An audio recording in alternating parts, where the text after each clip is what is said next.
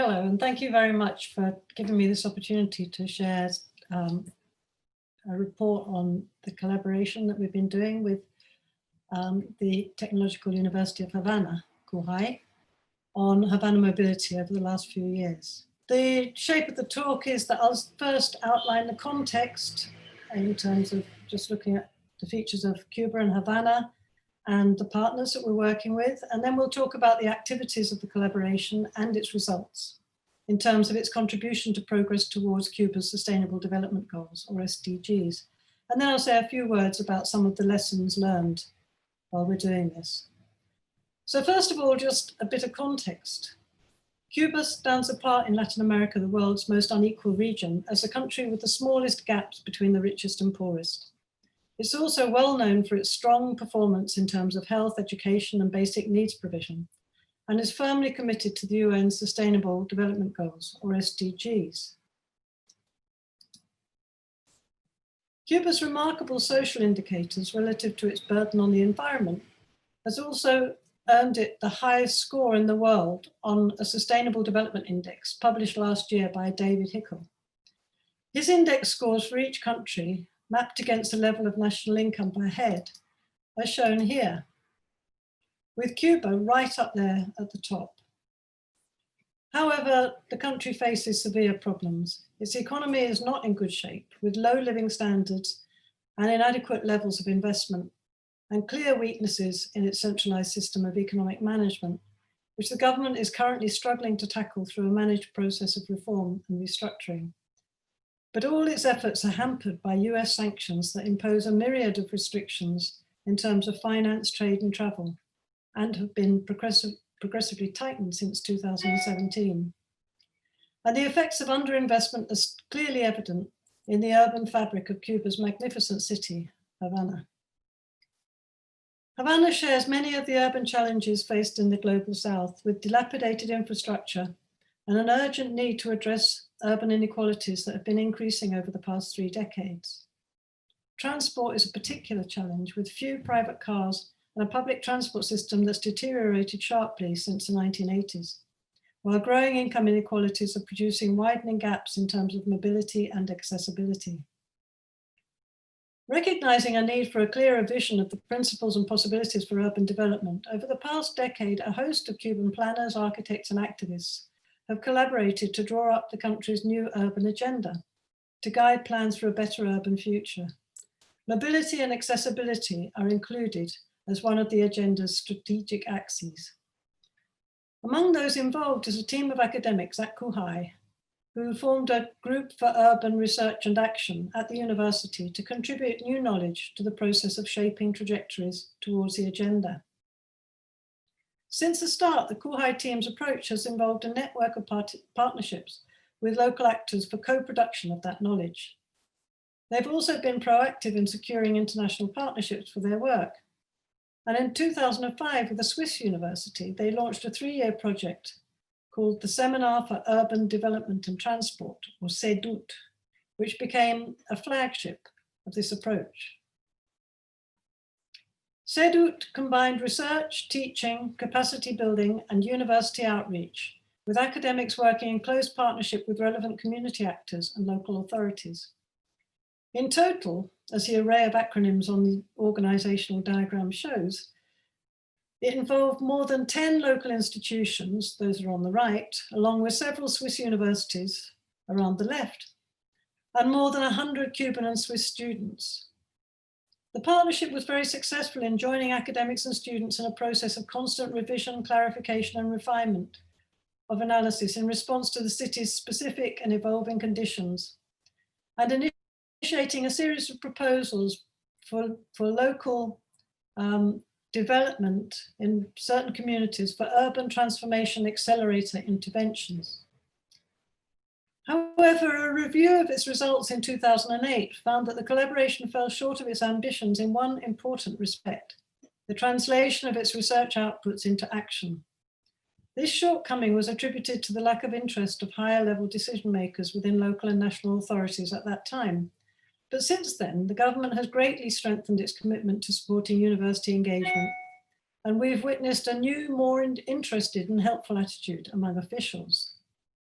So meanwhile, back in the UK at UCL, interest in Cuba and Havana mobility in particular was brewing. Now, UCL has a long history of research collaborations with Cuban partners, but until recently, each project was separate with no framework for support or coordination between them.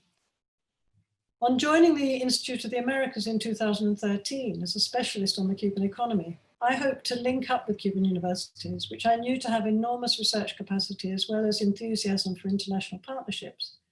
I also had first-hand experience of Havana's urban mobility challenges.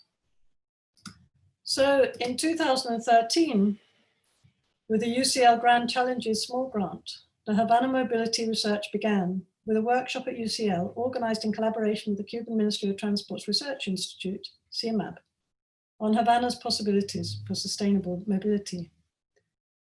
UCL academics who came along to the event included Julio Davila from the Bartlett's Development Planning Unit, and Nick Tyler and Adriana Ortegon from Engineering. And we became the UCL Havana Mobility Team.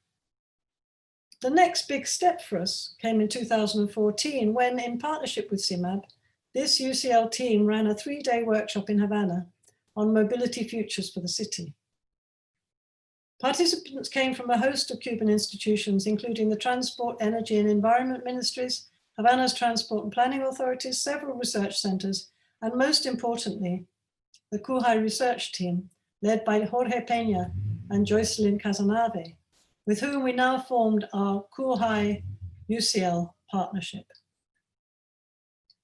This next slide outlines a network of wider partnerships that the CUJAE UCL team has built through 2 research programs. The first was MAS Havana, MAS being mobility, accessibility, and sustainability. Its aim, since it began in 2014, has been to help to improve mobility and accessibility in Havana as the city undergoes profound social, economic, environmental, and technological transformations. The objectives are to work with current and future policymakers and communities, drawing on the knowledge of specialists to understand the complex set of problems and challenges in order to clarify the vision for sustainable and equitable urban mobility and accessibility in Havana, and to design actions to realize that vision. The second research program is known as Knowledge and Action for Urban Equality. And this is a project which was led by UCL's Development Planning Unit that aims to identify pathways for urban equality. In this project, Havana is just one of its 9 partner cities from the global south. The focus for Havana is on the mobility dimensions of pathways towards equality. And thus, the KNOW project builds on the MAS Havana collaboration and extends its scope. Using CUJAE's method, MAS Havana and KNOW integrate the university's core functions of teaching and research with engagement and outreach. A network for multidisciplinary research on sustainable urban mobility formed at CUJAE, and this provides specialist advice to local authorities and enterprises, while CUJAE students at different levels of their studies work with local communities and authorities on relevant municipal and neighborhood level projects. Thus, CUJAE is positioned as a broker between the authorities and communities to catalyze urban transformations through a network of partnerships. And these include the University of Havana, which is the other big university, main university of the city, 4 national institutions, urban planning, design, city heritage, and health promotion, 4 Havana city institutions, urban planning, the Transport Authority, the Planning Authorities for Havana City and its Historical Center, and I don't have a logo here, the Havana Port Redevelopment Office. It also involves 5 of Havana's municipalities, municipal governments, and they're listed here, as well as local community development projects. The result of these collaborations has been a multidimensional and rigorous process that has built capacities among all the actors involved through knowledge co-production. We've done this through workshops, bringing academics, researchers, and local authorities and communities together to explore experiences and policies and develop ideas, visions, and plans. And those have been held at CUJAE and within Havana neighborhoods. We've had meetings enabling our team to join a wide, there's our team, to join a wide network that includes the transport authorities of London and Havana, UN agencies, and bilateral development institutions from France, the UK, and Japan. And we've also held seminars and training at UCL, CUJAE, the University of Havana, and other Havana institutions with specialists in public health, engineering, urban planning, finance, transport from UCL and other universities in the UK, from CUJAE and other Cuban universities and research centers, as well as speakers from international organizations. And we've also engaged in other activities too, and I'm going to try to see if I can make this work. I'm going to bring up a video. Let's try it. Ah, here we are. This is an example in the Los Sitios neighborhood of Havana. The video shows Jorge Pena, our lead CUJAE partner, who was unable, unfortunately, to join in this presentation, but he explains much better than I can how a street festival arose from and strengthened our engagement.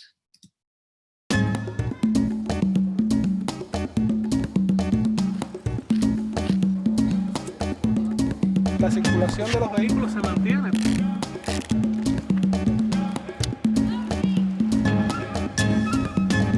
Esta es una acción que lleva como título Mi Plaza es más, y es una acción del proyecto de desarrollo local Mi Sitio en los Sitios.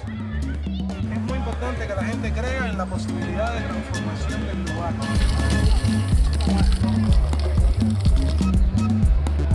Se unen aquí la universidad, la Dirección de Transporte, el gobierno de Centro Havana. La intención es trabajar de conjunto para transformar, para crear un espacio de cohesión, de encuentro, de intercambio. Esta es una zona muy importante, ya que es la parte más baja del Consejo Popular, y lo que queremos con la CUJAE es reanimar toda esta plazoleta con toda nuestra población de esta parte aquí arriba. Una encuesta, lo que le gusta y lo que no le gusta en la plaza. Hasta ahora casi siempre transformábamos los lugares como nosotros consideramos que debían ser, y eso eran las causas fundamentales por las que después ese lugar no se cuidaba, no perduraba en el tiempo. Por eso, ustedes pueden ver que alrededor hay varias encuestas. Hemos hecho una maqueta fascinante que reproduce la espacialidad de la plaza, y con algunos instrumentos queremos que los muchachos examinen, exploren las posibilidades que tiene este espacio para que luego, cuando las autoridades de la ciudad vayan a hacer las transformaciones, lo puedan hacer de una forma más informada.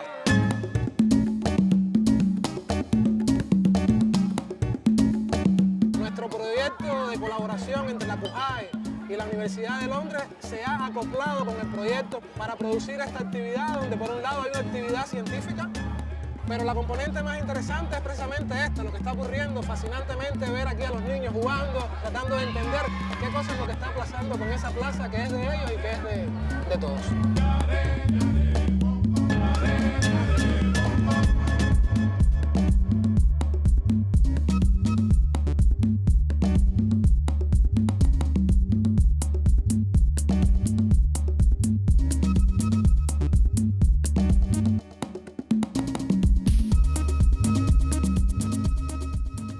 Okay, I think that video gives an idea of how the collaboration between universities, the local community, and local authorities has brought the project to the neighborhood and the neighborhood to the project.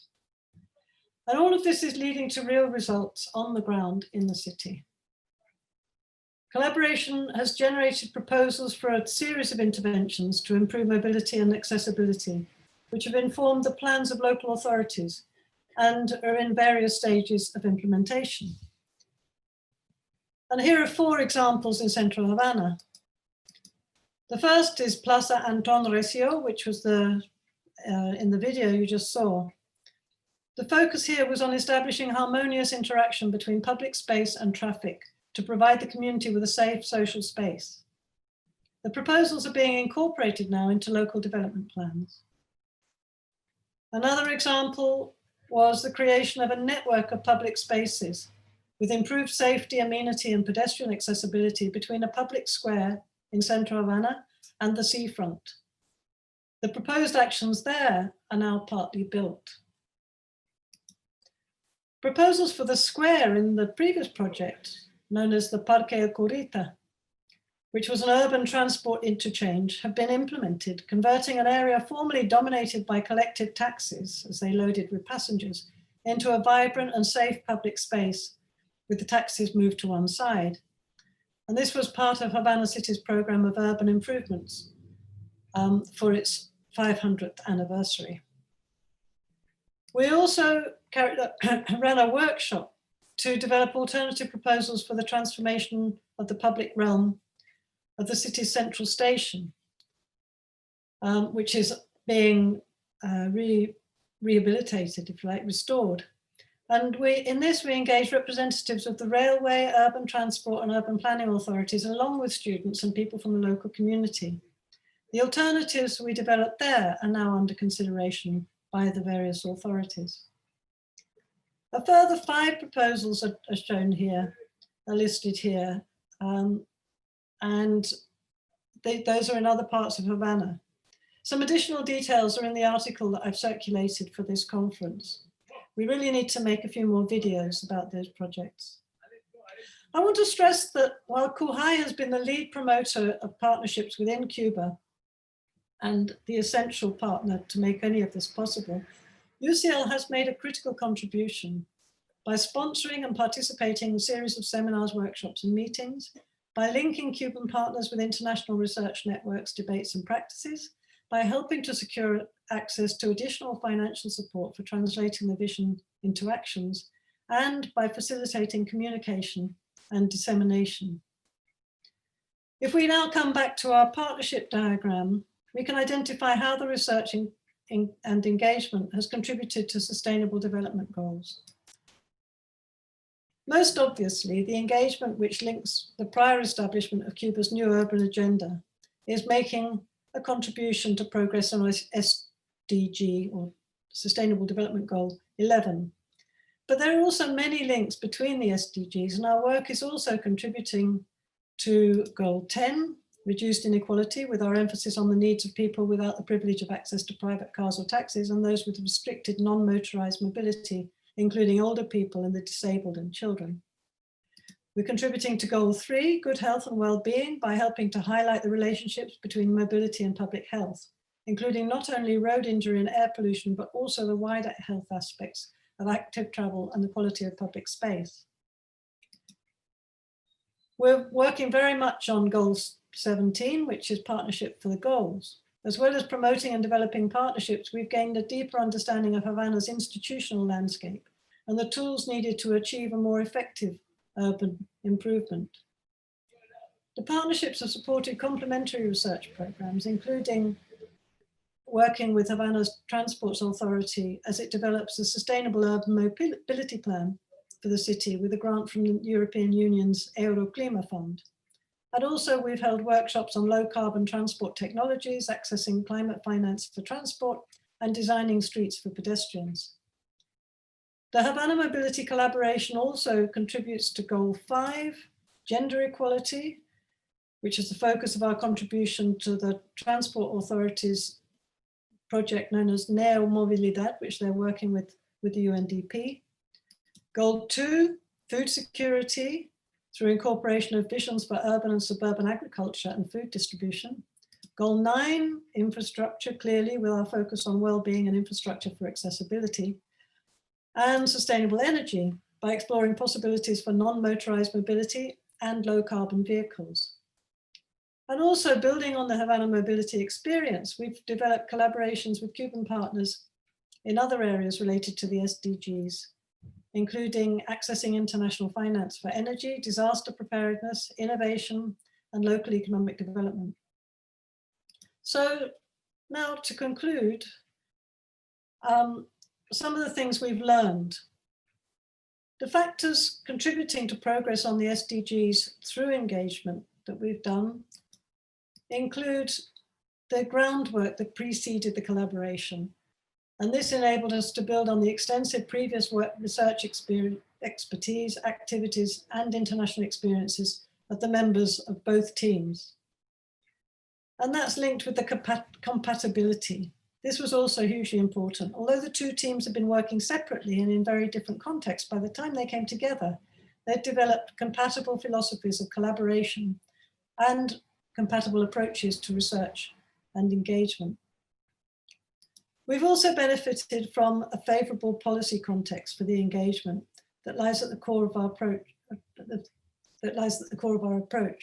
thanks to the Cuban government's firm commitment to the UN's Sustainable Development Goals and its clear and increasingly strong acknowledgement of the contribution that universities can make through partnerships for the goals.